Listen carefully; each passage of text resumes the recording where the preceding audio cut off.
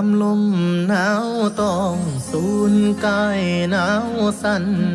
คือทอดคืนวันอีพอพานั่งพิงไฟแต่กี้แต่ก่อนอีแม่ยังอยู่ข้างกาย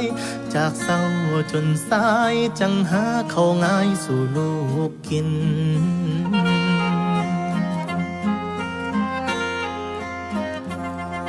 เวลาพันไปหลายแนวก็พันเปลี่ยนสองสารบ้านเฮือนก็เปลี่ยนไปตามกาลผู้เฒ่าผู้แก่ก็คอยหายจากลูกหลานบ่ยัง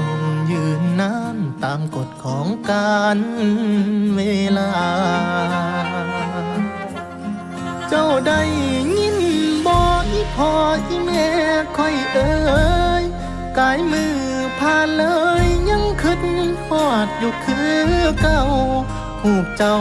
ข้างฟ้าบูษาสุแลงเศร้าลมต้องยามหนาวคิดฮอด